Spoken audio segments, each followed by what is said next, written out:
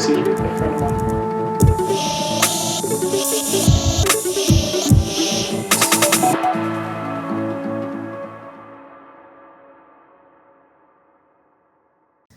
Hey Raina, thanks for coming in. I know that we've chatted quite a bit, we know each other quite well. So I'm wondering for people who don't know you, if you could answer the question, who are you? Big question right off the bat. We're gonna keep that surface level to start with. I'm Raina Verhey. I am an oil painter, predominantly focusing on high desert landscapes, but I also am, I guess, a traveler through the universe, like we all are. And I don't know how to answer that question, to be honest. I know it's a difficult Who one. am I? My name is Raina Verhey. I live in Bend, Oregon. I am an oil painter. Oh yeah, that's what's up. Which is all true. It's true. How did you get into oil painting?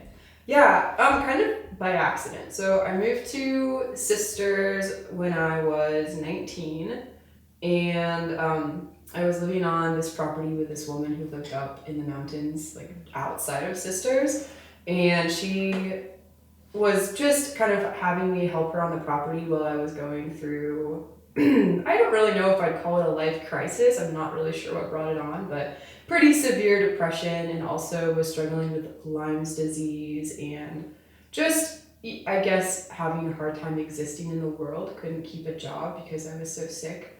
And being there on the land, falling asleep to the wind in the trees, I just started to paint, and I just watercolored for the most part. And then one day I wandered into a craft store and bought a bunch of low grade oil paints, and I had no idea what I was doing, like to the point that I didn't know that you had to use like turpentine to clean your brushes. I tried to use soap and water, and that doesn't really work. Like it works, but not really. And didn't know to prime my surfaces because oil leaks. Like I truly knew nothing. I just was like, oh, this has a nice tactile feel to it. I'm gonna try this. And then it truly was just this force that pushed me down a path, and I don't really know why, or it wasn't like this momentous, I'm gonna be an oil painter. It was just one painting after another painting after another painting that just sort of snowballed into my first like public showing of work, and then my next one, and then yeah, here I am. Okay, and it's been, what year was that? 2019. 2019, so it's been like 6 years of doing it? Mm-hmm. How has I feel like your I'm assuming like continued education in that, like what was your primary form of like seeking out knowledge or answers? Yeah, YouTube for the most part. Watching the first 2 minutes of YouTube videos and being like, okay, I think I got that. Yeah, and then it turned into looking at other artists and watching what has been done and what was being done around me. And I started with emotional impressionism is what I called it. Very abstract, very texture driven, very fluid. So there wasn't a lot to be technical about, I guess. I just was having fun and doing whatever, and that was very healing for me. So I think that it was this hands-on tactical learning experience of doing something and not liking it, and then doing something different and liking it better, that just sort of pushed me down a path to the point where I started to say, like, I'm gonna actually start asking the right questions instead of trying to wing it on my own, because I like this enough to read the instruction manual. Right, not just the first 2 minutes. Yeah, not just the first 2 minutes. That makes sense. Do you ever, in that time, did painting in the impressionist or expressionist like way help combat any form of like not being like technically oriented? Yeah, like did it give me more freedom to just or like less hesitation, like I might mess this up? Right. Yeah, a lot less of that. I think the softness of the container that I was in at the time reflected in the softness of the practice. If I had tried to be super rigid with myself at the time, I don't think I would have pushed on through. It was like this womb time for me to be in the womb of creativity and the womb of in many things at the time. Like up in the mountains with a community of beautiful women that were just like mothers to me, and the food that we shared with each other and the horses that we like were taking care of, and just that, and then on top of that this really soft expression of art. So yeah, the impressionistic approach was very forgiving, which is good. So, and it seems like, how did the women that you were living with, it sounds like they strongly influenced that introduction. Yeah, more or less. I think they saw in me the push, like that I needed to start showing up for myself in a way, and we all saw that. And for me, it was painting, and when they saw the way that I showed up for myself within the painting practice, there was just so much support. And then one of the women also got into painting at the same time, so we got to like push and pull back on each other. Like, she's doing more forest paintings, I'm doing more abstract, and the joy, we'd share these little lattes. She lived in Mongolia for a long time, and or like many places, but she'd always carry around her little espresso machine. So we're up in the mountains, and she has this espresso machine that she's carried around with her, and we would have these raw milk lattes and talk about art, and it was all so safe, and there was so much support. So yeah, huge influence. That's interesting. Did you feel like that it was more so like unlocking something? And I know we've talked about this a little bit more, or a little bit before, so it's a little bit of a cheat question, but it's yeah, do you feel like you've always identified as an artist, or is that like a more recent, like that was the unlock of it? Yeah, I think I probably went around the bush a lot on this one at our last conversation, but do I feel like I was always expressive as an artist? Not in that way. I never was visually expressive. I was always a writer, and I used to love to write little songs, or I wrote these like manuscripts. I loved writing essays. I would write dissertations or like essays just of my free will all the time, just because I loved to write. But whenever I tried to paint as a kid, it turned out so bad. Like so bad. So I would say, I don't know what happened, except there was so much discomfort inside of me that it had to go somewhere, and I wasn't doing CrossFit. There was no way in hell. So that's what ended up happening. So I do feel like it was born, but there was always this spirit that was in me that has always tried to like channel through something, and I've always had a hard time channeling that spirit through like a physical presentation, always in rebellion or having strong opinions, or like living a certain way, but never in like a physical. So I would say that the amount of pressure I was under at the time definitely unlocked the ability for that spirit to move through something tangible. And that's the pressure from like the combination of like moving to a new place, the Lyme's disease,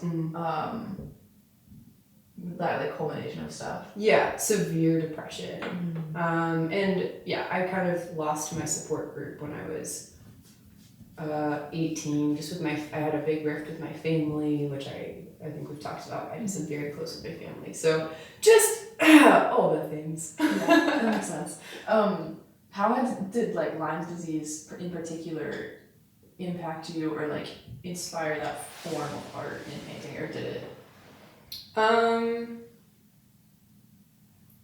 You know what I would say is the way that Lyme's disease really impacted my painting is it restricted me so much. There was only so much I could do to make money, and I needed money. And I just was like, okay, well, weirdly enough, these paintings that I'm making are selling, so I guess I'll keep doing it because I'm too sick to work a standard job where I have to show up every day in a physical way. So I don't know that I felt super inspired by the process of Lyme's. I think it was really grueling. But it also formed my like backbone. I just didn't want to get laid out by it. I didn't want to get taken down. And I had I had people around me that I had seen throughout my life who had Lyme's, and they just, I guess I don't know, like I don't want to say that they didn't push back up against it.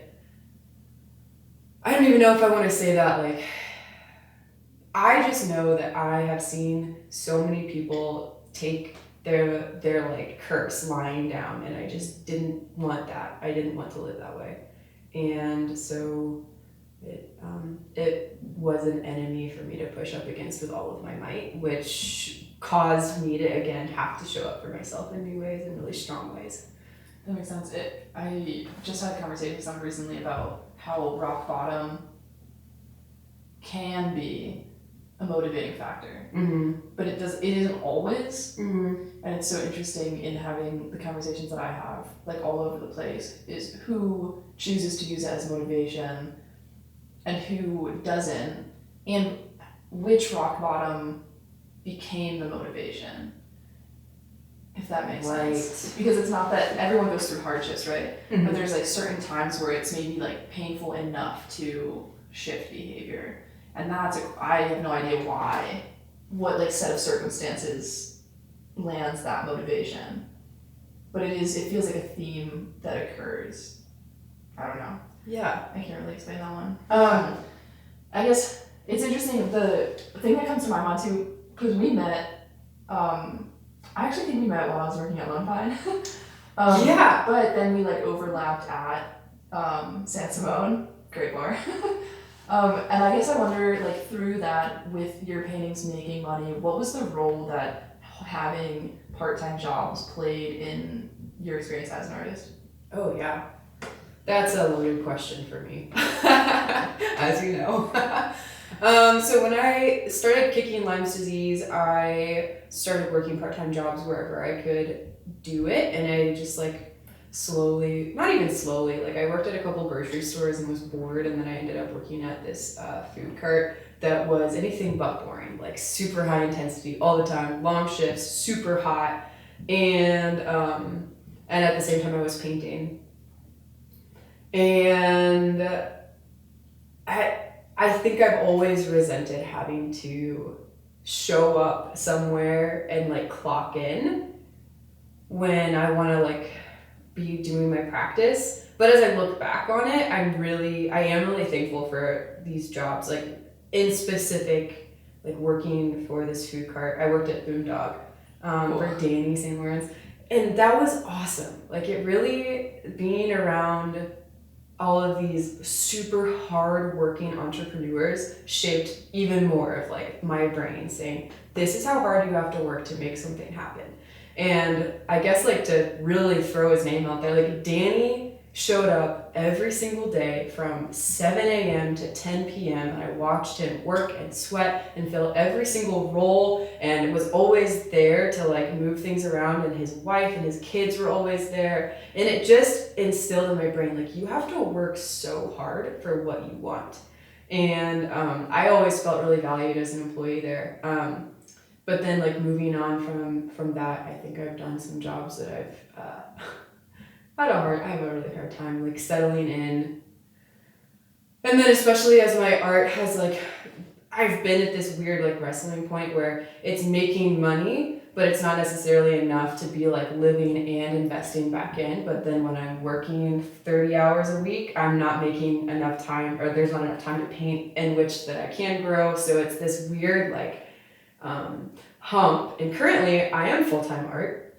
Epic, yeah. Paid rent yesterday and have $2 in the bank account. Nice, yes. So there's a big tension there. It is really hard to, there's a duality of like self, like you almost have to separate like the part of you that goes and clocks in, and then the part of you that shows up for this work. And looking back, I don't know. Right now, I feel like I can work hard and be full-time as an artist. When I look back on myself, like I was so mad that I couldn't do it. Like, oh, if only I had the time. But I wasn't skilled enough, frankly. Like I was making good paintings, but if I painted 10 paintings, probably 2 of those were good, if that makes sense, out of 10. And I would say now, I probably feel super proud of 7 out of 10 paintings, which feels better, a much better ratio. And I knew that back then, I just was too proud to admit it. Oh, interesting. And so it's almost like, even though it was grueling in the process, or there was that tension between this like work and clocking in and art, now you can see, and even you're saying you knew then that it wasn't as up to caliber as it is now to allow yourself to go full time. Yeah. Fascinating. Super fascinating. Wow. I wouldn't have ever been able to admit that. I'm a little, I've got a good husk. And I hope there's enough in like what I just said to, I guess, like get a good answer. Yeah. There is a duality, and I guess I'll just say this, and if it feels too vulgar, then you can not put it in the like showing. But I do super, super, super hate clocking in anywhere. I think that's part of. I think that's part of it. I think that's why I have done what I like work. That's why I work until 11 p.m. That's why I wake up and I work 12, 13-hour days, because I hate clocking in. And if I didn't hate clocking in so much, I wouldn't be doing this.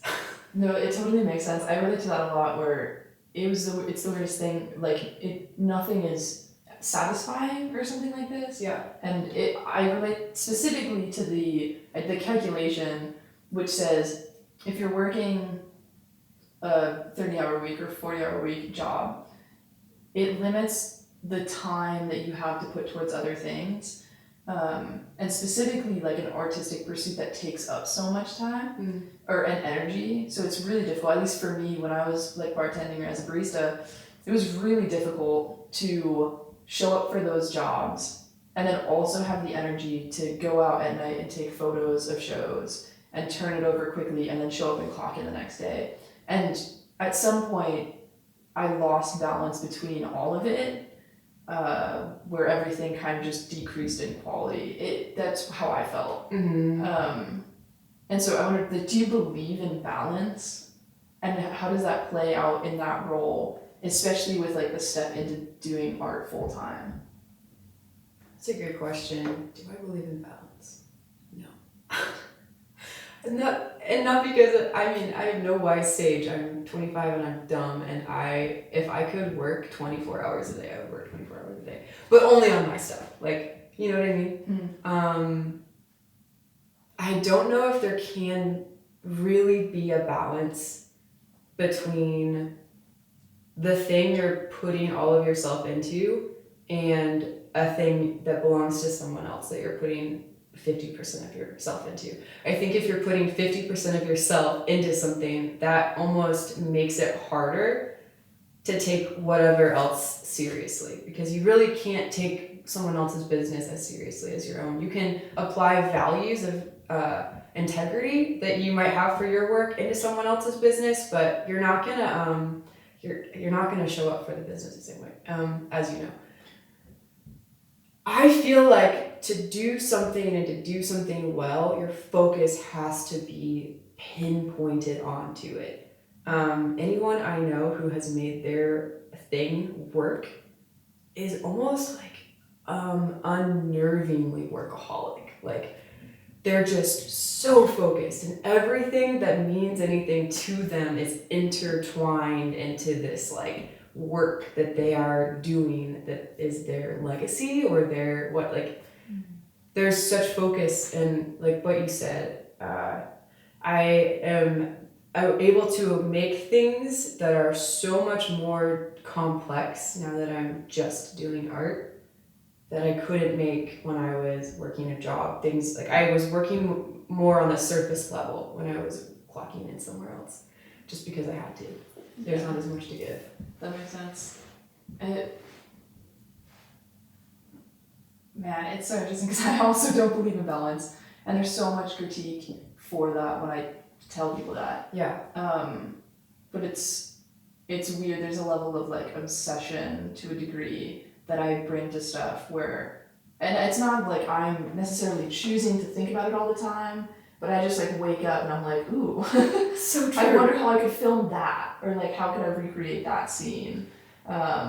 And I know that I have still so much to learn, so it's fascinating to do that, because when there's also this necessity that's saying like, well, you have to pay rent, right? You need groceries, and like it's nice to be able to like buy a coffee every once in a while, or more than every once in a while, right? And so it becomes that that, like, how do you actually create like the business side of things so that it makes sense for it, so that you can have 100% of your time to put into the creative pursuit? Because it takes so much more energy. At least I feel so much more energy than what people maybe just see from the outside. In a lot of ways, it's like, oh, that's just, you're having fun. And at the same time, I think a lot of artists might be able to agree with that, which is saying there is an emotional tax to creating. And I guess I wonder how you structure and how you relate to the business side of things, now that you are full time, knowing that it has to like pay your bills. Yeah, it's a great question. As far as the business side of things goes, there's still a lot for me to learn. I feel pretty green in that field. I have begun to do like I've structured out my whole year. Like in October, I had already filled like the structure for my year where I'm like, okay, well, I'm gonna do a big release of paintings in March, and I'm gonna have my gallery show, solo show in July, and I'm gonna be doing these pop-ups at different shops for the month in April, May, August, whatever, not August, but June. I'm essentially, as far as the business stuff goes, I'm trying to like hit marketing on social media. I'm trying to establish a social connection, and I'm trying to put on the calendar days where I know like I'm gonna put $10,000 worth of work for sale on this day and hope that 3% or 30% of it sells, and I can make rent that month. And it's a little bit like from my shooting from my hip, I guess, which I don't love. I don't feel super confident in that. I'm gonna be honest. Yeah, it's trial and error. That makes sense. It does at least the creating that structure, does that come relatively easy to you? Yeah, I think that I work really well with having a deadline and a goal. And something that has worked really well for me is just having collections of work that I'm releasing like one at a time. And maybe I have 4 collections in a year, and I get a quarterly paycheck for enough to cover a couple months of living expenses and business investment.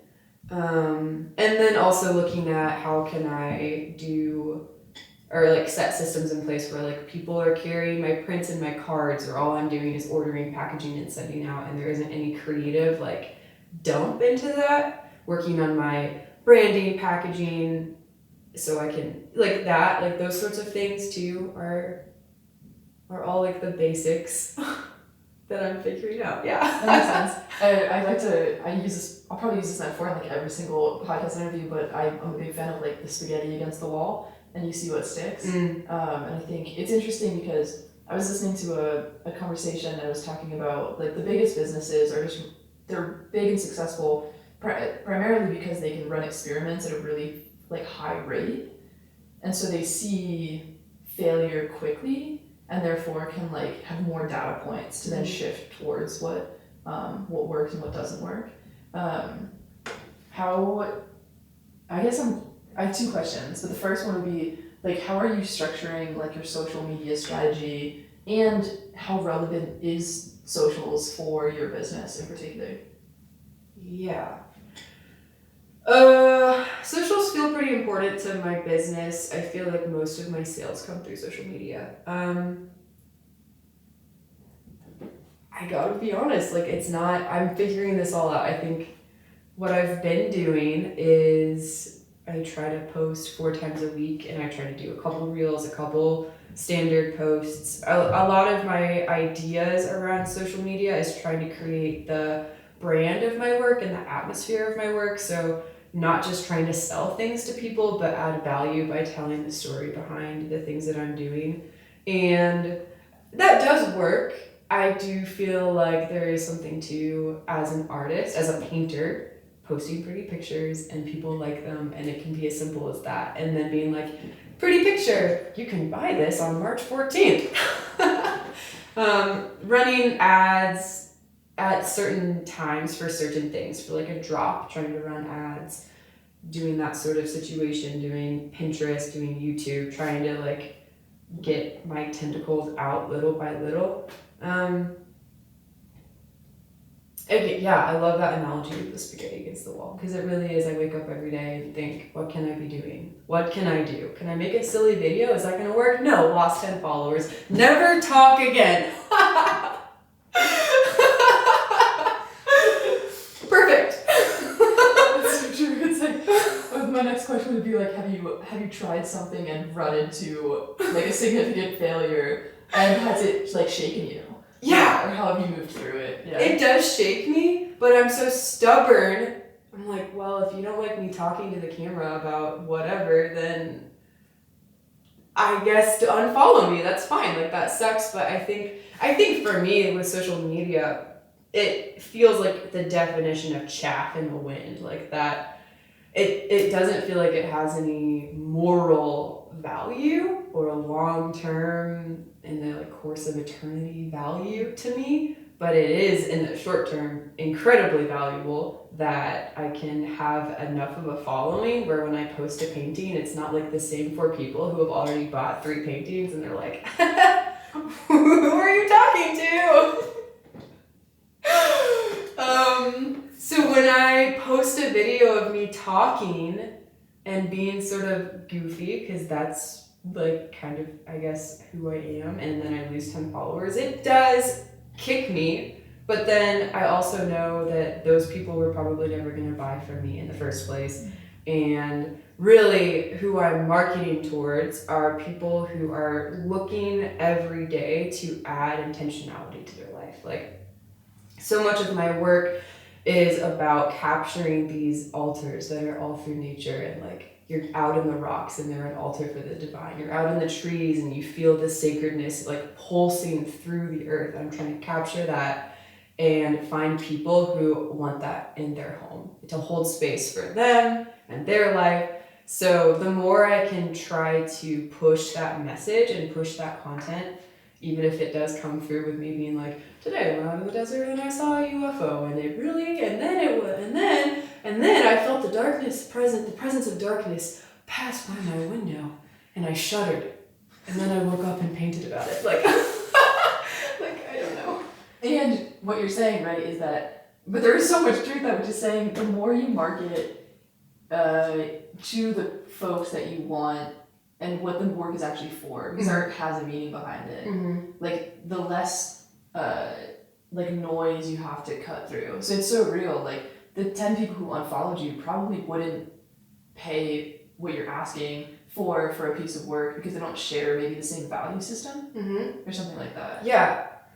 The only caveat to that, or caveat, is peers who are unfollowing me because they're like, oh, we lost respect for this artist because they weren't carrying themselves with the professionality that we would expect or want to associate ourselves with. That almost scares me more than losing random people who were like 20% of a buyer. Like they were maybe gonna buy something, but 80% chance they aren't.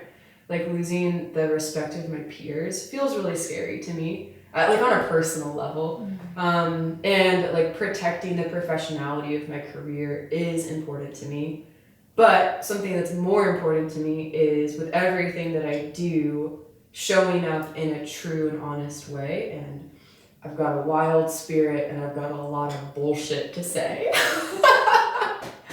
And I would rather show up and be true to that than, I guess, pretend that I'm like, here is the seriousness of me. I take myself so seriously and you should too. Absolutely, especially in art that is expressive, which is, it's strange. There's a couple artists that come to mind where you meet them and it's very stoic, and you look at their work and it's almost difficult to understand what they're trying to convey because you don't really know the story behind it. And I find that the more that I speak with artists, music, or musicians, like painters, anything, the more you know someone, the easier maybe it is to connect with the work.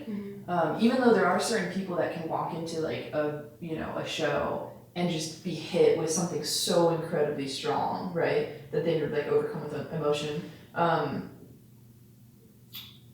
But the circumstances for that to happen and for the right person to happen and to also pay your bills on time, it seems like that becomes this weird divide where utilizing social media to get that message out and try to find more like buyers your work, or like homes for your paintings, I think there's some like serious legitimacy behind that, which is like pretty damn cool. So yeah, it's like, because I think, I don't know, I don't think a lot of people agree with everything that I say, right? And I can be a bit like wild, right? So it's kind of that same thing where it's like, and where is that line, and how do you define how much people see versus not, and is it still in integrity if you're not telling like the whole truth? Right. I don't know, I get kind of tripped up there. Yeah, that's a great question.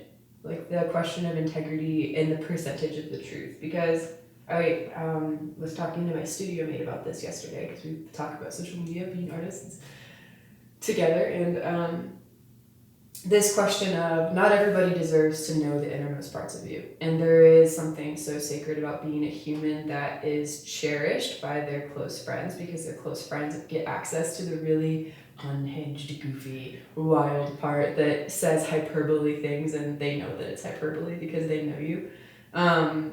But then, like, how much of that is it actually integritous to transfer over? Like, is it within integrity to just blast those sacred parts of yourself out to the internet? Because it's true, when the internet is such a non-sacred place, I guess. So that's a big question. I think that's a question as far as branding goes, and in the work that both of us are in, we can lose ourselves to that. It's like squandering your inheritance.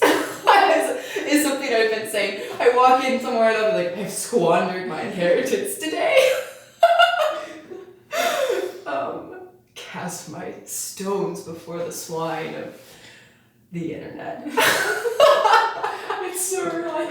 I relate to that so much, because there's some things that I put out writing stuff too, right? So it's interesting because my personal marketing strategy, like, I want my work to speak for itself to a degree, and I also just think there's value in sharing vulnerably.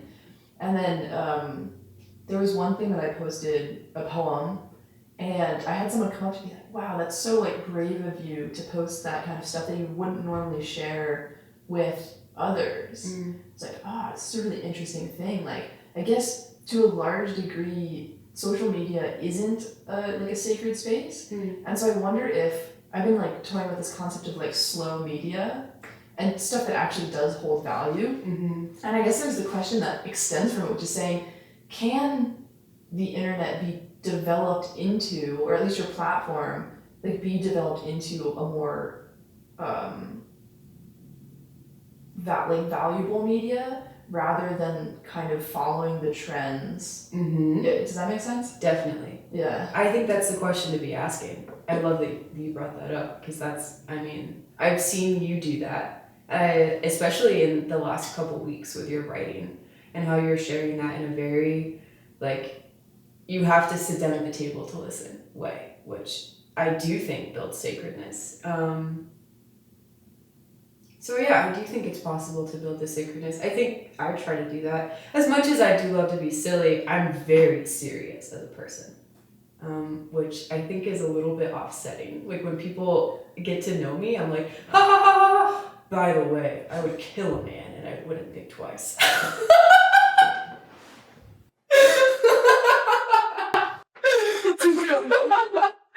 There is like this duality,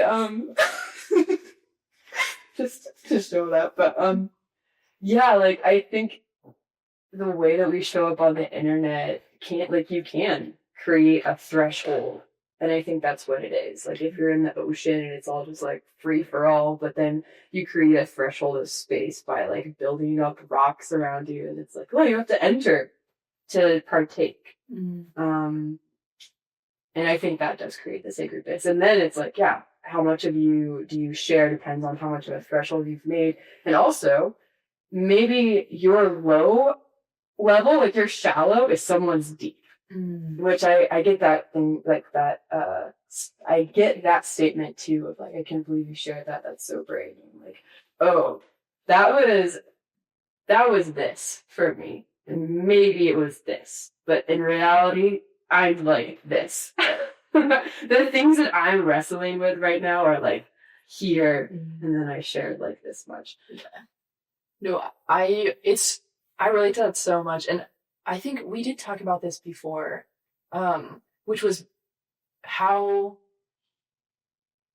I guess artists seem to have a maybe like larger, or people who are like actively chasing a creative pursuit. Mm. It seems like there's a larger emotional bandwidth in how they're moving through the world. And I wonder, yeah, like what your thoughts, opinions on that is, and like if it holds any validity.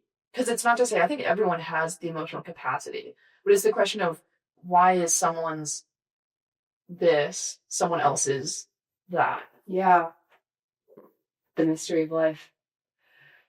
I don't know why that is. I think a lot of it probably has to do with circumstances in life, juxtaposed by the immediate circumstances around us. Like, maybe if you had a really, really hard life and you're surrounded by people who also had really, really hard lives, so you don't really know the difference, maybe your capacity still is like not as deep as someone who had a really, really hard life, but is surrounded by people who are having really, like, not easy lives, but maybe easier lives. I don't really, that that's so nuanced and complex. Yeah. People who had, wow, what a privileged, easy life. You lived in a middle-class mansion and drove Porsches.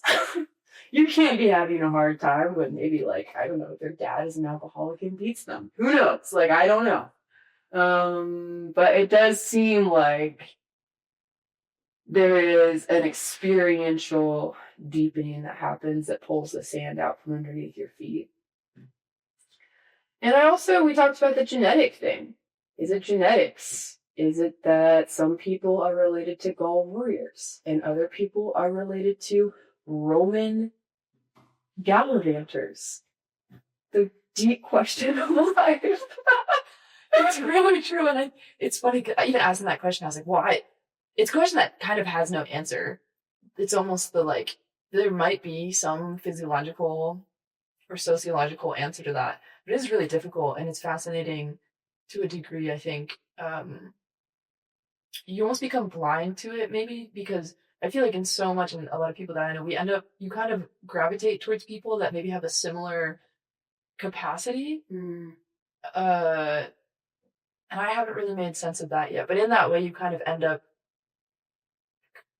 conversing with people that can follow the conversation. Mm-hmm. And to some degree, not to we joke about NPCs, right? But there's a degree where there's so many people that every single person meets probably every day, as long as you go out of the house, right? Or there's the opportunity to meet an incredibly large amount of people. Mm-hmm. And there's some people that just don't enter your awareness. And it's not out of malice, right? Just for some reason, they don't register or don't connect. And I don't know. That's a whole. It's a big question. And I have a hard time with that one because it's I'm 25. What the hell do I know? And I can be oh, I have a deep capacity, but I know people who have a deep capacity. And a lot of these people that have the next level capacity have just lost so much and they just kept getting up. So maybe that has something to do with it. The amount that we lose and the amount that we're able to grieve, and even personality type, the Enneagram is something that I don't really believe in, but I do believe in. I think in a way it really makes sense. I'm a 4 on the Enneagram and I can just go to the depths, but my a good friend is a 7, and maybe that person is I'm just really happy staying right here. And it's not that I can't go down, but I would hate it. And I'm I want it down here. And just what our personality makes us happy with. Mm-hmm. Some people I feel are just ill content with whatever is up here and have to know what's in the depths, in the darkness, no matter the risk. We've got to know. And other people are why would you want to go down there? It's sunny up here. It's warm. We're good. Yeah, we're ignoring some deep major trauma that we're just suppressing, and it's coming out through passive aggression. Sometimes I forget where I am. What was I saying? No, it's so real. What's the we don't know, but there's so many factors that impact our ability, and the fact that community and who has giving you an example. Yeah. Right? Like if you see someone embodying and showing up in vulnerable ways, I would say in my life, there's been a couple very key people that have shown up in very specific ways that I sat back, even if it was maybe some of them are like a couple years later, and I was like, oh my God, that's what they were trying to teach me. Whoa. Yeah. But it wasn't even that they were trying to teach me, it was just how they existed. And I didn't even know that the level of vulnerability was possible. And so those are things that have opened it up. Is there anyone in particular that has played that kind of role in your life? Oh, yeah. I just want to pause to say, wow, what a great observation. That's probably what it is. The people around us and how we've been shown and modeled. Yeah, for me, my uncle, who isn't actually my uncle, but my dad's blood brother, he lifted my mind to what was possible when I was really young. He would come over every Friday night and he would sit at this table that my dad built out of pine that he hewed, and he would sit there and he had his little wax back curly ponytail. And he'd be like, yeah, so this week I was reading records from the 14th century in Europe. Here's some stories on vampirism that's just in the town records. And then I did some more research and found out that when they sent a priest to try to exorcise this person who was being tormented by a vampire, this is what happened. And my little brain would be like, I'm surrounded by girlies with their little curly hair, and they're like, oh, Justin Bieber. And then my uncle is like, so, blood-sucking werewolves seen in Ohio last week. That's incredible. So on that level, my uncle was probably one of the first people to just put me in a deep place of questioning. Okay, so there's a lot more that can be.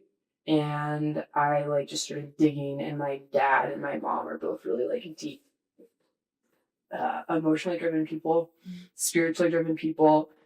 So right off the bat, my closest inner circle were all these really deep people. But then throughout time, yeah, those women that I lived with and sisters, huge, taught me about internal family systems and different ways of understanding the self and creating that relationship with the different parts, and how to be strong in suffering. Watching someone who lost her husband just go through multiple layers of grief that is surrounded to I lost the person that's my partner, but also that person let me down in life just as a partner, and now I'm grieving the complexity of that. And being 19 and getting to witness someone just really wrestle with this complex grief almost allowed me to question or have space within myself for complexity.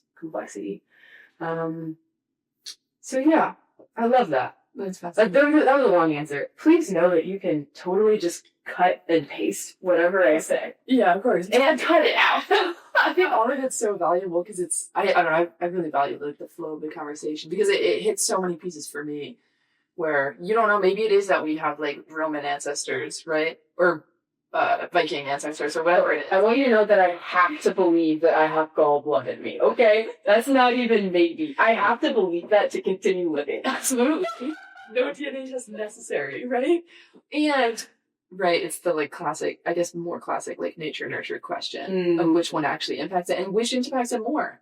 Because, there are people that maybe had no one to set an example for them and they're still diving into those depths. So it feels so interesting because there's just, I guess, what's the, I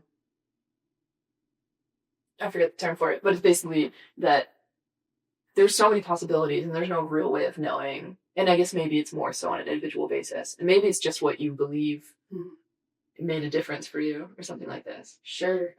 Yeah. I think in there you were talking about the processing of emotions. How has art been played a role in processing for you? Yeah. Art as a role in processing for me. Oh, can I just say something really quick? Oh, yeah. Your comment made me think. I was thinking driving here about how to be a painter especially is a very solitary practice. It is driven by solitude. But the possibility of being a painter, especially as a career, is 100% is 100% fed and driven by community. So then that you're bringing in as people, our ability to feel and reckon with the depths of our soul is modeled based off of our community and affected based off of the people around us, I think is such a important piece in what you're even talking about. Like, what does it mean to be an artist and how you get to be an artist? And I think that it is so much about community. And I'm gonna I'm going to file away what we're talking about here because I think it is all so interconnected. The people around us, the belief that we're given, the model that we're shown, the examples that are set, the bravery, the courage of the people who have gone before us, because there always is someone that goes before you, even if you're the solitary wolf that creates their own path. Like, it is so nuanced, and it's all a gift, and it's all sacred in its own way. So I love everything you're saying. Yeah. As far as regulating my emotions and like having my art be a part of my like emotional capacity, my work helped me put like all of this chaos and tension outside of me. Like this concept in therapy of like, well, let's put that into a box until we're ready to handle it. Like, in a lot of ways, my work was like, okay, well, let's just put this on a canvas and we're moving on. I think that the first couple years of work, I would paint something and I wouldn't want to look at it because it just felt like that was me getting something out. Like, okay, detox, that's done. Now you burn the detoxed stuff. And like, sure, they were pieces of art that carried a lot of heart. And I think that there was a lot of value in those pieces. But for me, it was like, get it out, move on. Get it out, move on. And that was my way of kind of expelling all of this fear and self-hatred and depression and big questions about love and grief and what makes us human and what makes us valuable and who gives us the right to do anything. And all of these big anger, passion, belief, disbelief, get it out, move on, get it out, move on. And a lot of the color choices back then were dark greens, dark blues, purpley tones, little peaks of light, because it was always about coming through something. And that was a theme with my work. Every painting I started dark, but then there was always a coming through, and painting wasn't done until there was a piece of light at the end of the tunnel to like symbolize we're moving through whatever this is. The human experience is to be in the middle of tension and chaos all the time. But there is, in theory, always something to move towards and up and out of. So, did that come naturally, or was that a conscious choice to move towards light? It was a survival instinct. Mm-hmm. It was, if there's not light to move towards, then I'm going to kill myself. Mm-hmm. And I didn't want to kill myself. So I had to believe that there is... like, there is hope, always. There is a divine source that's looking out for us. There's someone who's got my back, and I have to trust that they're going to be there.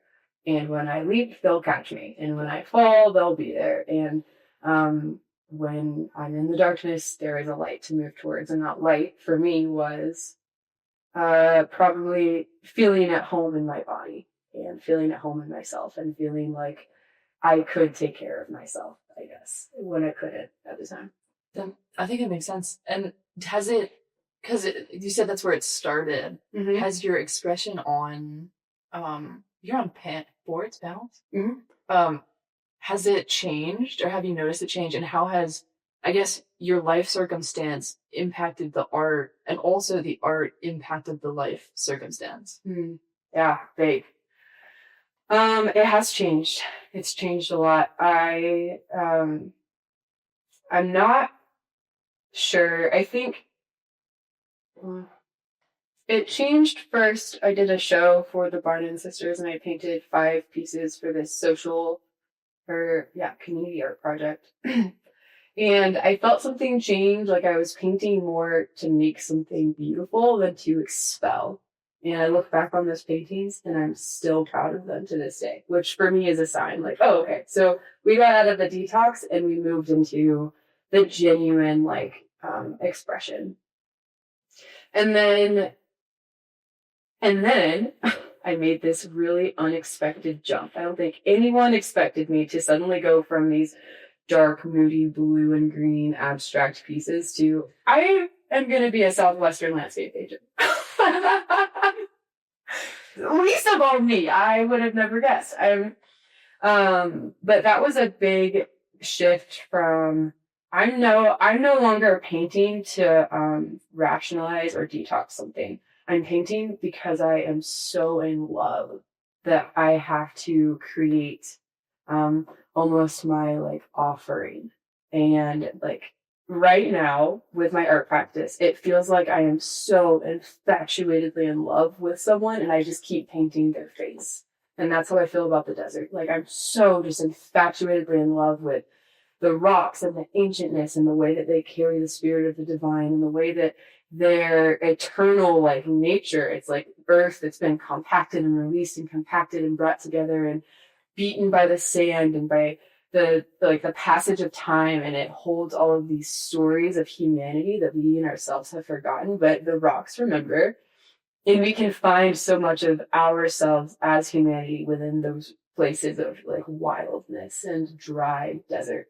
It is now just a deep love, and within that deep love for something external, I've also found that external thing reflected within me and found almost the story that I never knew. Like you come into the universe and you're just like a spirit, and then you're a body, and then you're a baby, and you're like, God, I guess I'm here. And then you have no idea. And I feel like at some point in our human lives, we have this moment where our spirit remembers something about our story and who we are in our story. And I think I had that moment dropping into Moab for the first time and seeing the composition and the feeling and the movement and the color of the rocks of arches in the Moab area, and knowing that I had found a piece of myself that I've been looking for my whole life. And from that, it just clicked, and it's been this outpouring of just devotion.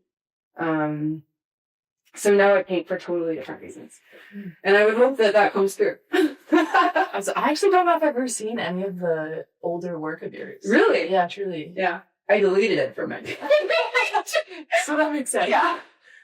Is there a reason you deleted it? Mm-hmm.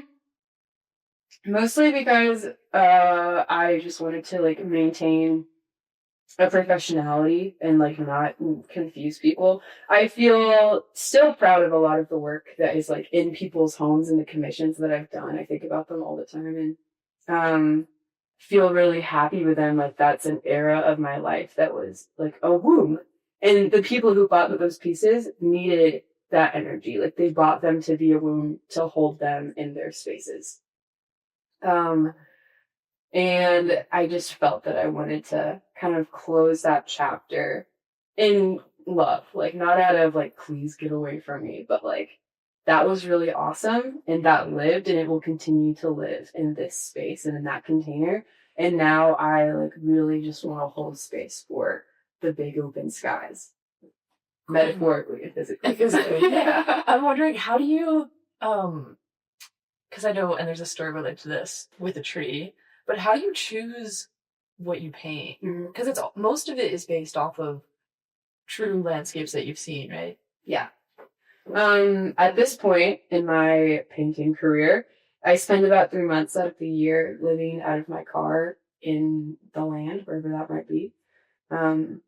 Excuse me. And I take pictures as I go. So all of my paintings are based off of those pictures, but then sometimes I will pull from this intuitive painting season, and I'll build something together. Right now there's a piece on my easel that isn't true to life. It's definitely true to life, but with some free flowing. But for the most part, yeah, I go through pictures. But what I keep finding myself drawn to is rock faces and this idea that the rock is like an altar, and choosing to pause and witness this ancient thing that also is like a footstool or like an altar to the divine and the remembrance of all that is true and all that has been forgotten and all that will be. And like taking our humanity and like putting it on the altar and just like knowing that the offering of ourselves in the truest form is continuously every day this beautiful practice, and the more we get to do that, the more human we are, and having a place to like set that or like put intention to feels important. I feel like that's why a lot of people are drawn to the desert, because it is this place where you take all of yourself, whether it's tormented or not, or like we take all of ourselves and we bring it to the rock and we bring it to the dry and we bring it to the arid and we say, this is it, in all honesty, like the good and the bad. And to do that is to be human, and what a gift to be able to hold self with honesty and then usher it up onto something else that's greater than us. So that's what I paint. That's what I'm driven to paint always. And just, I'm driven often by love. But then I have to reel myself back and say, who the fuck is gonna buy this painting of this random rock face that I saw when I hiked 2 miles off the road in Nevada in the middle of nowhere? It's like, no one? So let's maybe not paint that quite yet, I guess. So there is a huge, that's a tension for me, for sure. Because you do have to make money and not just paint out of infatuation. Where does this phrase of like the rock as an altar come from? I don't know. I just pulled it out. I think it's something that's been coming to my mind a lot. I've talked a lot about how my paintings are trying to capture the sacred, and I talk a lot about this idea of like the rocks cry out with like what has been and what will be. And there is like this story that is humanity's story, but also the earth's story that is always echoing, and we forget it in our day-to-day lives. But then it kind of hit me recently that a lot of the reason I'm drawn to not these sweeping landscapes of rock, but these like more niche and close-up views of things that people would pass by every day and just not think about it, is this idea of it is an altar, and we're surrounded all the time by all of these little places that are holding their own energy and holding their own truth. Like maybe it's a little piece of rock way out in the middle of Nevada, off of Highway 50, off of a forest road, off of a Jeep road, and now we're just in the field, and there's a rock right now sitting in the sunshine, surrounded by grass and Mormon crickets, and it's just holding its own. And it's just holding space for no one. No one's ever going to see it. And I see things like that, and I walk them in, and I want to capture that, like, they're holding space for the sacred, and no one's ever going to know, no one's ever going to see. And if I can paint those little places and we can bring them into our homes, like, we can take that as a reminder, like, to offer all of ourselves up in our full integrity and our full truth every day, to never maybe be seen and appreciated by the world, but to know that we get to be a part of something huge. And the more we can show up fully, and like to bring something to an altar is to give something up to the divine and worship. And to worship is this like beautiful showing up 100% as ourselves with our good and our bad and our ugly, and say like, this is it. And I'm in love. And what a cool thing. It is so cool. It's fascinating too, because I have a ton of experience from guiding, like in specifically southern Utah. And I've also been on a meditation retreat, and a lot of the themes for those were this concept that this land, it's so vast. And I grew up on the East Coast in Connecticut, and everything is it's all hills, and it's really close, right? You go to New York and it's really tight. It's just like crammed. And so it was interesting when I first moved out west, it felt and this was something that was reiterated in a specific meditation retreat that I went on, was that like the land itself is acting as a container. And it's interesting because it seems like, I wonder if you have any thoughts on it, where it's holding all of this experience when you see it, and it provides this incredible reflection of yourself as a container, even though it holds its own story. Do you have any thoughts on that? Oh, yeah. Big time. I mean, not to just always have a lot of thoughts every time you ask me. Oh, yeah. Hold on. Let me get to that. I think the biggest thing, like, I'm no expert to the desert. Like, I haven't guided. I just drive around and follow my Onyx maps and just sit. But something that I found is every time I go, like you look on the distance, like this Louis L'Amour quote about, you sit and you look upon the distance and the distance looks upon you. And what a incredible experience. But it pulls out like that idea of detoxification, like the arid dryness. Like it's maybe like a lot of these ancient desert lands used to be thriving jungles or swamps or like extremely active ecosystems that have gone through their full life cycle, and they have been dried out and beaten down, and now all that remains is what like is truly the bones of a thing. So when you go, it's like, oh cool, I'm going to the desert, wow, it's gonna be so fun and freeing, I'm gonna be myself. And then you get there and it's like, so look at this truth you've been hiding from yourself about the thing that you're in total denial about. You want to talk about it? It's your mental breakdown.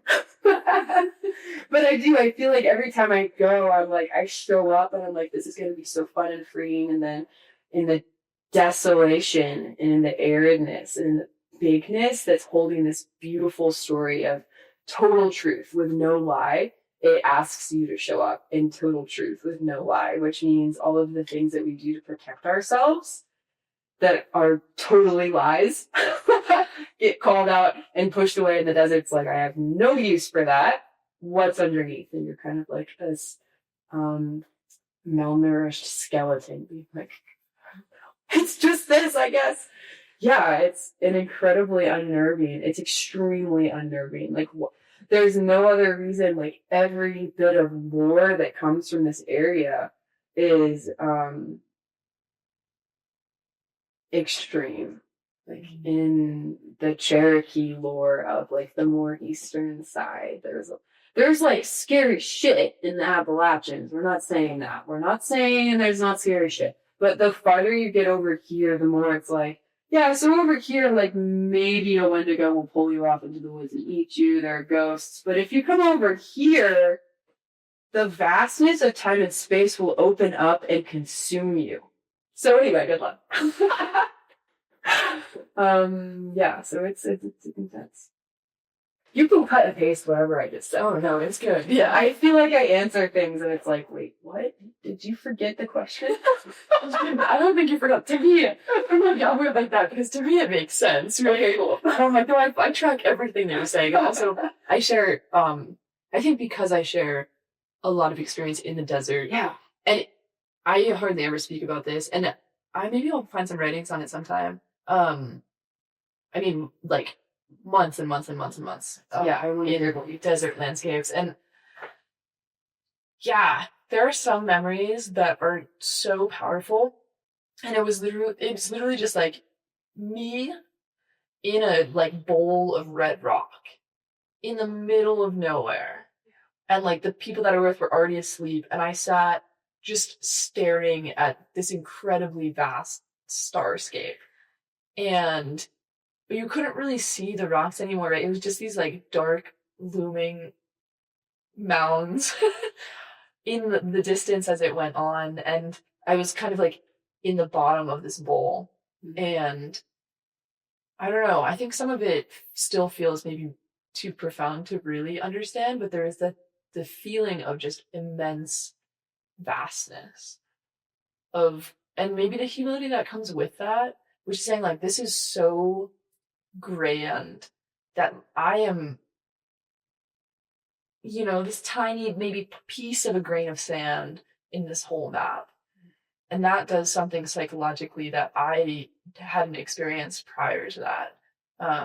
Regardless of like how much time I'd spent alone or like on, East Coast, there's a ton of like lakes that you can do and like little hikes that you can do and all this stuff. But, and maybe it's like a life thing too of like the timing that I ended up there, but truly like mind blowing experiences. And it's not even that I had any great awakenings in it. Mm-hmm.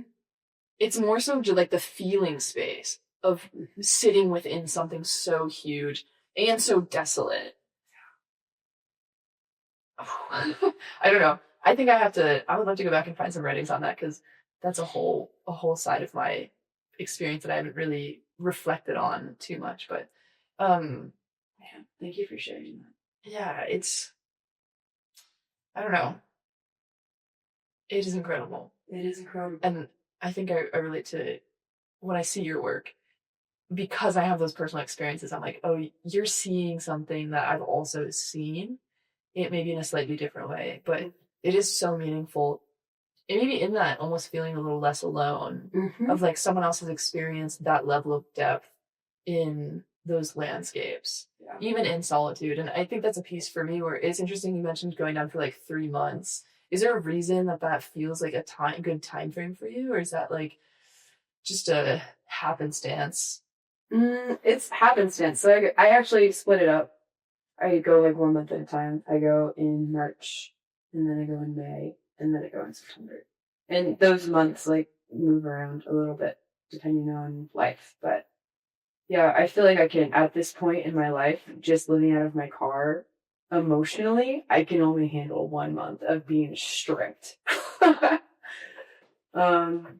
And at the same time, like a lot of the reason for that is because I'm actually trying to hang on to some semblance of sanity and security in my life, and there is every part of me that's like, okay, I just want to go and be there. But anyway, like yeah, the vastness of the land, sometimes it wakes you up in the middle of the night and it's just there and it's ancient and it, like what you're saying, has this huge story of itself and all that it's held, and but then it also like is looking at you and you're feeling so known, but also like in this beautiful way, like a drop in the ocean, which is what we all want to feel, right? We all want to be a part of the beauty and also an individual, but then know that we're all just like in this great ocean of story and vastness. And but yeah, so if I could just be in the ocean all the time of the metaphorical ancient flow of desert, perfect. But here I am. So 3 month spurts. Yeah. That's wild. It's interesting to feel so connected to a place. Yeah. I knew as soon as the first time I came through, I grew up in Georgia, and I grew up on Louis L'Amour, and my grandfather, my super dad, is like, he spent a lot of time in Wyoming, and he just wore cowboy boots and cowboy hat, cowboy way of life, and a huge influence on my life, just one of my like great passions. But when we moved west when I was 15, and had never been west, had heard stories of the West from my super dad and Louis L'Amour and so on, so on and so forth. First time driving into Utah, one was a wild experience that I got hit pretty hard. Like I got hit with, this is what I've been looking for my whole life. Like 15 years old is like, a piece of me is back, and it was always gone, and it never was, and it's here now. And then like hit really strong with, oh shit, I'm being assaulted emotionally and spiritually. The desert just immediately was like just like in my psyche, like that process of your lies and your self-protectance getting stripped away, and it's just like pulling at all of these things to see what's underneath you. Like that happened so quickly. And I remember my parents and my sisters and all of us being like, watching me and being like, what's happening to you? You're just crying all of a sudden. A lot. You can't stop crying. But the pictures that I took, I remember taking a selfie of myself, like the first time that I got out of the car and I touched the ground in Utah. I just knew this is where I belong. And I took this picture of like 15-year-old Raina with bangs and just peace. Like there's just such peace on my face. And I still have it. And I still have these pictures of driving through, and there I was looking at my Gmail, like it's still my icon from my email is still my icon from that trip. Just a huge part of me, like, why does a place resonate? Like, it's not the same for everyone, but It's weird also to connect on that, because as you're talking about it, I've traveled many, many places, and there is no other like emotional experience that is so powerful connected to the land itself. And it's fascinating because I mean I've been on quite a few like mountains and wild stuff. And the most absolutely like still, I don't know if visceral is the right word, but like somatically connected experiences truly come from like dark nights in southern Utah. It's the weirdest thing. It's crazy. I don't know how. I wonder how many people also feel that way. Yeah. Or and why. Right. But I don't know. I just the vastness. I remember the first time I came out west. I was in flew into Wyoming. I think that was my very first time out west. Oh wow. And that just blew my mind. It is like the most. You grew up on the east. You grew up on the East Coast. You're like, oh yeah, speed limit 45. Don't go past 60. You're gonna hit a deer. It's just like bush trees on the highway. You get out west. Speed limit is 85 miles an hour. You better get there, and you're not getting there quick going 85 miles an hour. It's so vast and open, and it's like, okay, I fall on my knees. Deeply. No, it's so fun. I relate to that in every single sense. Because I used to joke about people. I was like, yep, everywhere in Canada you go, you drive 45 miles an hour. You don't check for the speed limit. That's just what you do. And it takes you like 30 to 45 minutes no matter what to get anywhere. Yep. Doesn't matter if it's like your next door neighbor or like across the state. It's 45 minutes, 30 minutes. Yeah. Not sure. Oh, man. Yeah. Real. Such a bizarre thing. Wow. Fucking epic. Yeah, absolutely. Yeah. And crazy because it defines, I know for me it has, and it sounds like for you, like, those experiences have defined not just the way that you're moving through life, but also, like, the trajectory at large. Like, without that experience, do you think you would have eventually become a painter? That's, hard question. Right. It relies on two different modes of action. So if I had stayed in Georgia, I would have turned however old, I don't know. I think I would have left. I mean, I knew from a young age that I belonged in the West, and not California, the West, but like in those like Southwestern. I've always known that. But the trajectory, like if my parents had stayed, of course I probably would have stayed for longer. How long? Like it's not that I'm this person who's just like balls to the wall, will always do anything to experience freedom. Like I make choices every day to like protect my personal relationships and my like comfort and safety. So if I know myself, I probably would have stayed until I was probably this age and been like, yeah, okay, mom, dad, you're good, and the sisters are good, and they've gone off to college. We're good, and they're getting married, and I'm maybe getting married, and then I would have probably had a total mental breakdown and been like, I'm fucking leaving, and I'm gonna go find myself. And I'm guessing. And would I have become a painter? I don't know. It's a really compelling question for me because I know that in myself there's like this, like we talked about, resistance to clocking in that is so strong that I'm willing to work 80 hours a week doing my thing so I can get paid $10 an hour to and that's in me whether I'm out west or I'm in Georgia doing whatever the heck people do in Georgia, playing pickleball. Yeah, I don't know if I would have been a painter. I would have done something weird. Yeah, I think that's the question for me because it becomes a sort of, is it inevitable? Predestination, right? To a degree. Yeah. I have a question. I have lots of questions about that. Big questions. Like why did I always know that the Southwest was my land? Why is it that when I'm there, it feels like the dust of my body has found home? Is it because of reincarnation? Like, is that a thing? Are we reincarnated where like our past selves are like influencing us, or is it we're like fresh here and if there is like predestination, or is it that you're born and you're influenced and it's like a ping pong machine that's like ding, ding, ding, ding, ding, ding, ding, ding. And now we're here painting or whatever. Huge, yeah.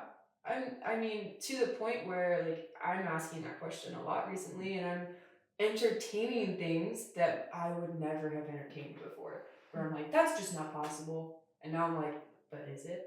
Is it possible? Is that helpful to ask those questions?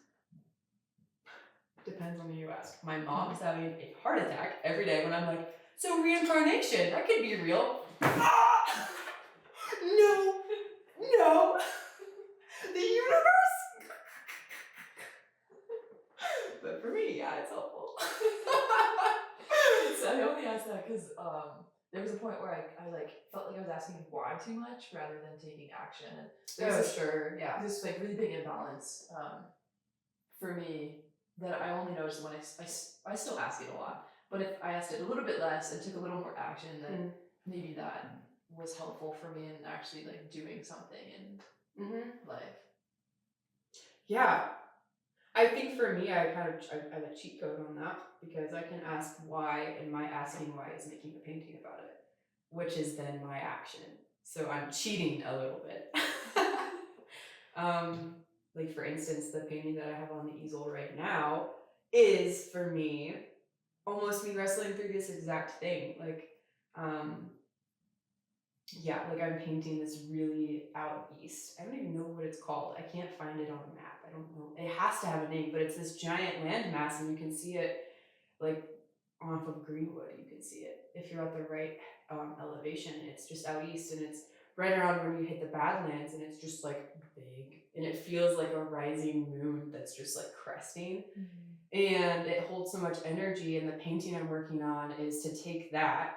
It looks so little in pictures, but to take it and fill up a whole big painting, and then on the inside there's just like the flesh of earth to like like the expanse of land between this giant hill, and it's not really how it looks in real life. But for me, it's this question of the name of the painting is going to be the spirit that holds us, and the question is like what is this container we in, and who are we, and what is this container that we are in, and like what does any of this mean, and are we held by some great spirit? Are we returning and like fulfilling the story, or these like plot points that each person is pushing forward and pushing the marker forward, or are we just humans that are dropped in like donuts in a fryer, like you know, and eaten and then pass away? Like, what does it all mean? And so yeah, I mean, so I'm painting about it, which is a cheat.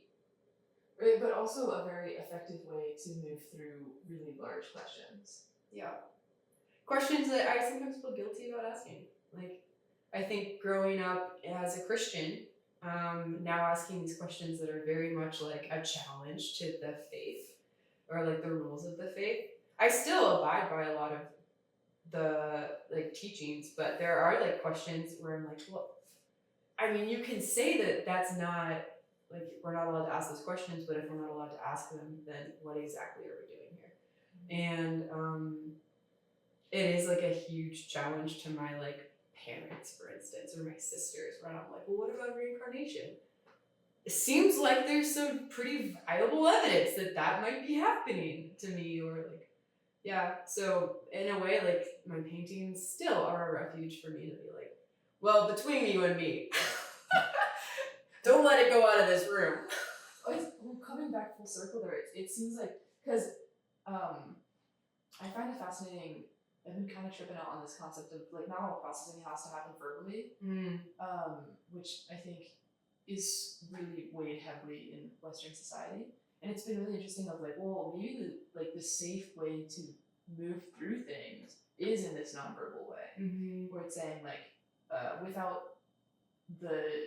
or you don't even necessarily need the container of the community to ask and answer those questions for yourself, or at least like ponder what the answer could be, and to find that through the art, because that is, in its essence, its own safe container for the questions.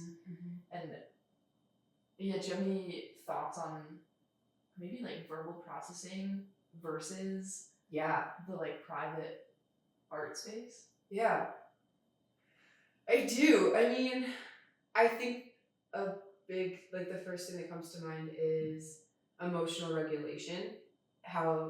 We talked about this. Like a big part of my journey is learning how to regulate my own emotions. My art practice has been a big part of that because it's a nonverbal processing point. So where like truly if I just showed up with all of these questions, like I am a chaotic mess. I'm constantly in flux. I'm constantly overwhelmed by the stress of whatever it might be. So like learning how to not put that on someone else who also has their own shit to deal with and instead process it internally has been a huge part of actually finding belonging in myself and finding a friend in myself that's always there. Which has been in large part thanks to my paintings. Like my therapist at the end of every session is like, so what are we gonna do to just take care of all of these parts that we've been working through? And I'm like, well, I don't know, I'm gonna go paint about it. And it's like not to detox like it was before, but it is to like hold space for myself and to process non-verbally and to process things non-verbally that are so sacred to me that I can't even communicate them to like anyone outside of my therapist who's like doing that work with me. Like there are things that I won't talk about with anyone. And but I talk about them a ton with my paintings. So then I have this beautiful connection with myself and with my work, and my work is this connection with myself. And it causes me to have more belonging in myself, more internal regulation, and hopefully more peace in my day-to-day life with the people around me. So it does feel like a really important thing, and I think I see that in music, like I know so many people who regulate and process through music or through writing. Like that is kind of verbal, but it's not verbal, like especially if it's just for yourself. Or like a super vague poem. I love that. I love a super big poem. A secret hidden in plain view. I love that. All of my work. Yeah. It's fascinating. It's so... I think that's a piece of art that I have never fully understood or I'm still starting to understand until recently, about how I think because I see so much of art as, specifically in the like visual world, where a lot of the art that I'm doing is in capturing a public thing. And it's interesting, especially with like events and music and stuff like this, and it's interesting to see it as your relationship with your art is the container. And how that, I don't know if this sounds maybe silly or naive or something, but that the deeper relationship with the art becomes integral to who you are, more so than the art being perceived. And it's this interesting like circle that happens, because at the same time, the art that you're having conversations with, the deepest part that you won't share with someone else, will probably and possibly end up hanging in someone's home. Is that like how does that feel? Interesting. Yeah. I think I think about that. I was falling asleep thinking about that last night actually. It feels cool. Partially it's almost like this. Like you're a dog trainer and you train service animals. And you train a service animal and you like cause it to adhere to all of these things, and you have a nonverbal communication with it and a bond with this animal, and that means everything to you, and it is your driving purpose is to train these dogs. And every dog that you train and send out into the world, you have a personal connection with, even though you're not like fluffing it up. It's not this like like it's a service animal. There's a boundary to it. And then you send that service animal off to its owner, who it's going to serve for the rest of its life, and only help their life get better. And their lives are being bettered by the 2 years that you put into training that animal into a trajectory and putting all of yourself into that animal showing up in the way that it needs to. And it feels maybe sad to be like, goodbye, Doug. But you know that your time with it is in a way done, but also lives on forever, for the extent of the animal's life in doing what it was made to do, which is serve that human and help them on their trajectory of safety and just a better life quality and companionship and deep connection. So that's how I feel with my paintings. Like I put so much of myself into them. They are my life's work. They are my purpose. They are everything that I am for as long as they're in my studio. And then I send them out knowing that they're going to do their work to help hold space and be a container for the person who puts it in their home. My work is not work. My work is not there to be pretty on the wall. My work is there to continue working. My work I look at as if it is a service animal. Don't pet it. Don't give it little scritches behind the ears. That's not what it's here for. It's here to work, and it's here to hold space, and it's here to communicate something. When everything else feels so loud and chaotic, it hones in. And so that's how I feel. And it only can be done because I throw so much of myself into it, believing that it's pushing a trajectory that needs to be pushed, that is going to be helpful, that will hold space. And the work I do for myself to put myself in order causes me to be able to put my work in order so that it can be sent out into the world and do good.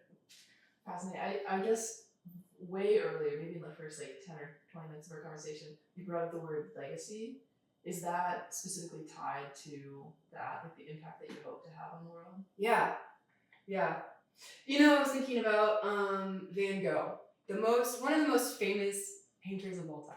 I think that's safe to say. People always remember one thing. They remember that he cut off his ear. And people bring that up to me all the time.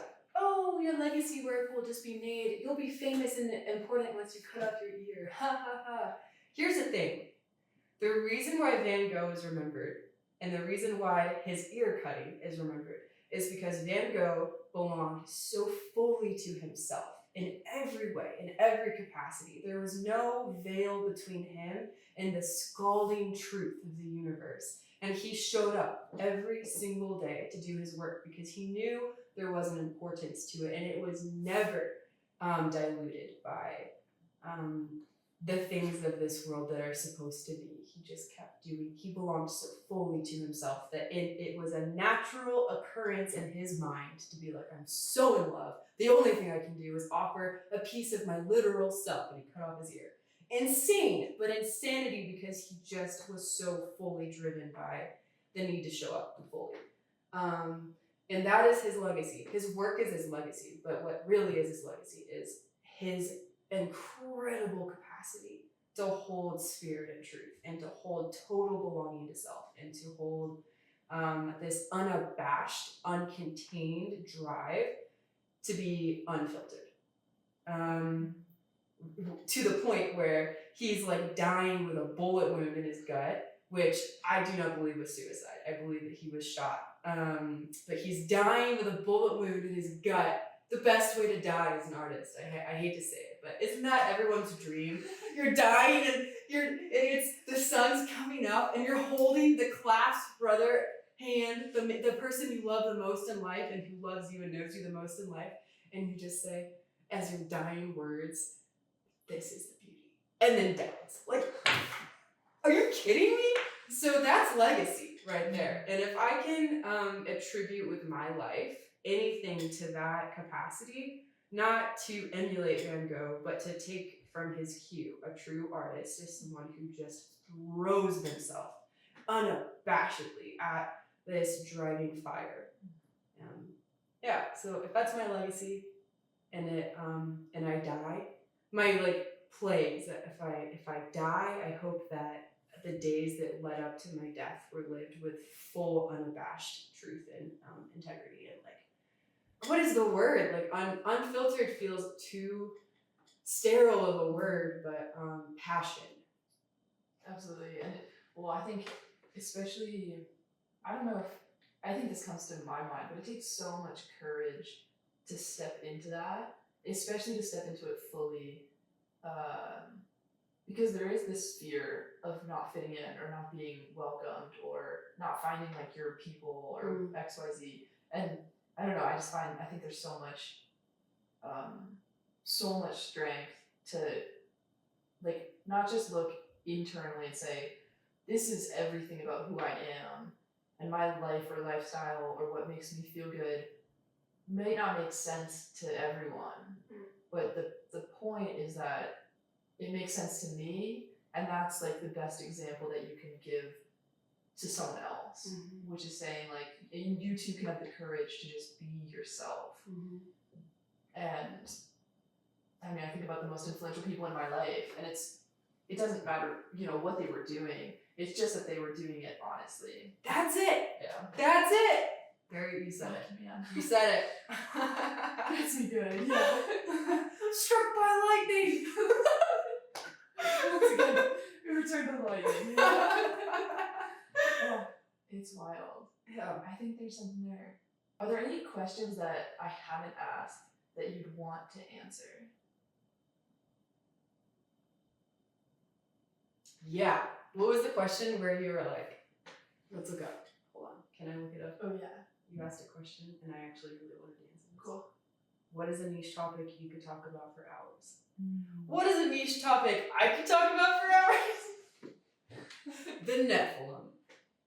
That's it. What is Just aliens, Bigfoot. I just want everyone to know.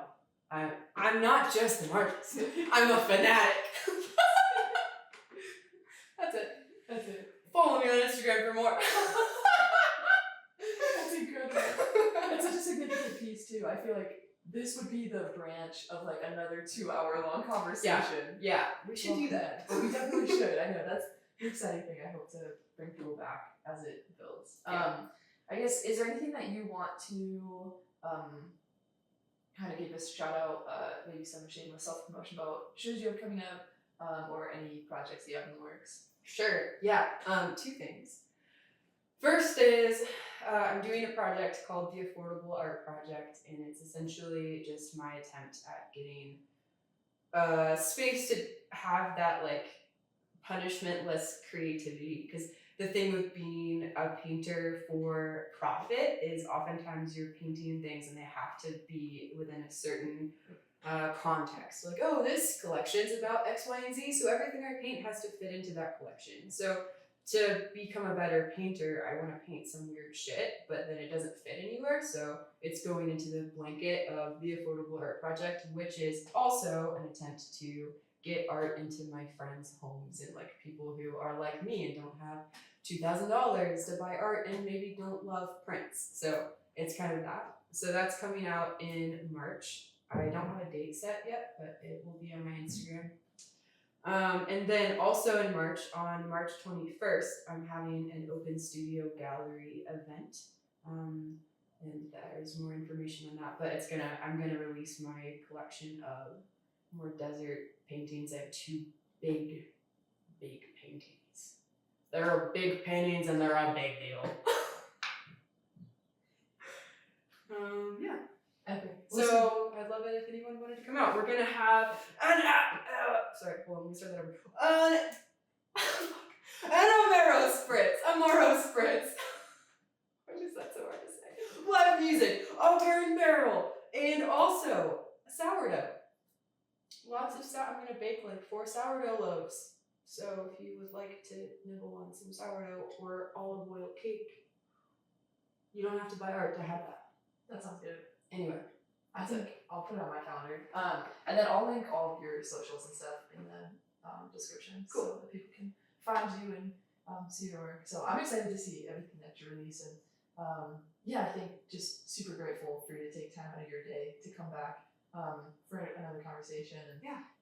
It's so beautiful. I think every time we talk, I feel like we just are able to go deeper and like into territories that expand my mind. So I'm just really grateful for you to come into this space and share that time with me. Oh yeah, it's an honor. Thank you for being someone who stewards questions and conversations like this. Frankly, there aren't a lot, and it is a huge honor to be asked to sit at someone else's table that's holding space for this. And it's not just me showing up at parties being like, so, have you thought about being struck by lightning before? It's awesome. Thank you. I think what you're doing is really influential. Yeah. I appreciate that. That's what's up. I guess to wrap up, the last thing would be in my tradition trying to make would be if you want to answer this question. I'm speech on that. And this is again the previous person that was on the show asked the question and you get to answer it. That's kind of the last one, and then I'll give it over to you and you can take a few minutes to write your own question here. This question is what's the feeling you have when you imagine your goals coming to life? I feel like it's a feeling of flying. Just, I don't know, like the goals of one, like making money off of art right now is a goal, like as much as it shouldn't be because I don't have a job. It still feels like a goal. And having my work, I don't know, be to the caliber that I want it to be at. If I could hit that stride, man, it would feel like soaring. Yeah. Beautiful. Well, yeah, thank you, Raina, again. Appreciate it. Thank you. Thank you, Sage. Awesome. I was here in front of